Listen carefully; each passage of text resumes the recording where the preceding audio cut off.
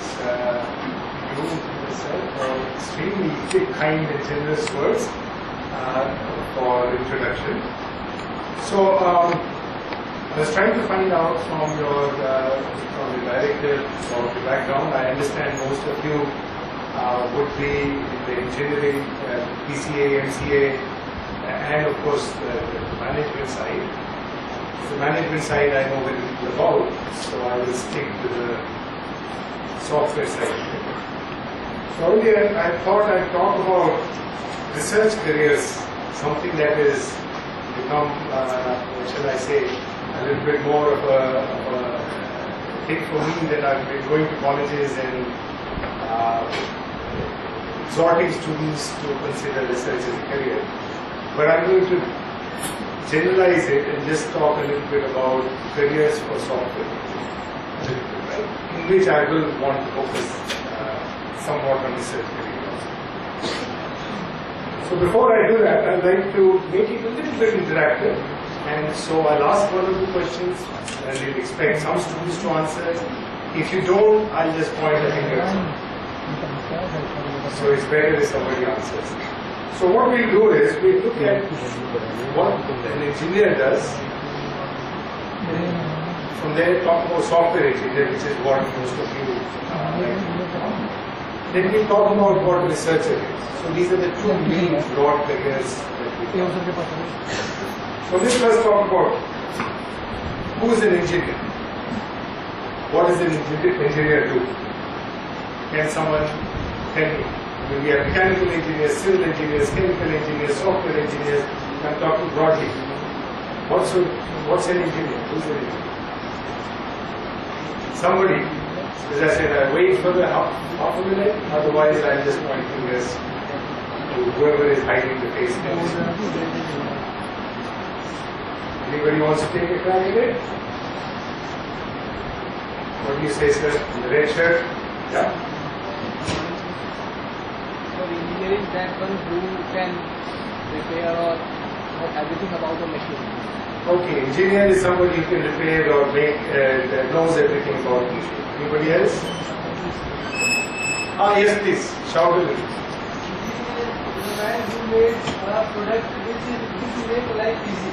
Alright, very good. I think you've come very close. I don't remember the formal definition, but yes, engineer is somebody who makes a product to make life easy.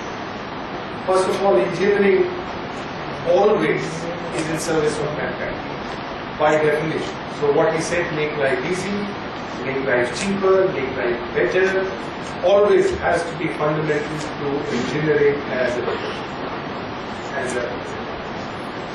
But I just want to differentiate a little bit. An artisan also makes something which makes life easier.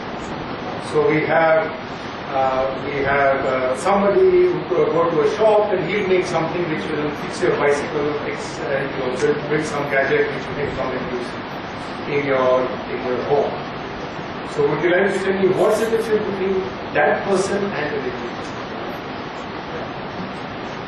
Right? So there are people who are building gadgets. You can go to a workshop, the guy who uses the lathe builds things for you. He's not an engineer. Not just because he doesn't have the engineering degree. He actually is not an engineer. Everybody wants to differentiate between the two? Okay, that's slightly tougher. And I'm just giving perspective rather than textbook definitions. I just added these things just now. So I guess the key difference is going to be that he is also building, while an engineer may also build. But an engineer has a capability of creating new products every now and then. Generally speaking, the person working in the lathe does not have that. And how does the engineer get that capability? And now is a technical definition of engineering that we're talking. Engineering is the use of science and mathematics to build products in the service of mankind. So it is the use of science and mathematics which gives an engineer the ability to do newer things, to create newer products, look at it and say, no, if I do it this way, it will become better, or etc. etc. While an artisan or somebody who's a worker there is not likely to have that capability. If he has, then you can call him an engineer despite the fact that he may not have an engineering degree. Right? So engineering actually, as I said, the technical definition if you look up would somewhere say use of science and mathematics for benefiting mathematics.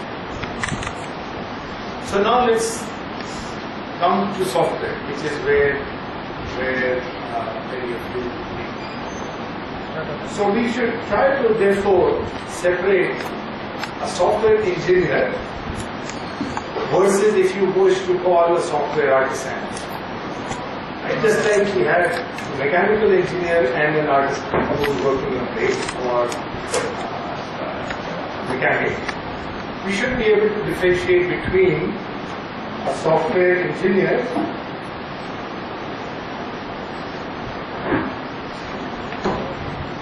and, if I may use the word, software artisan. Now, how many of you are BCA MCA students? Okay, great. So pretty much all of you. So all of you know software, all of you probably want to be software engineers. So can you please tell me what is the difference between the two? Now here, there should be more response. Right? So I'm trying to separate a software engineer with what I may call a software artisan, or maybe a software programmer. Who wishes to take a difference? I've already given you multiple names. Yes, ma'am. Yeah, that's right.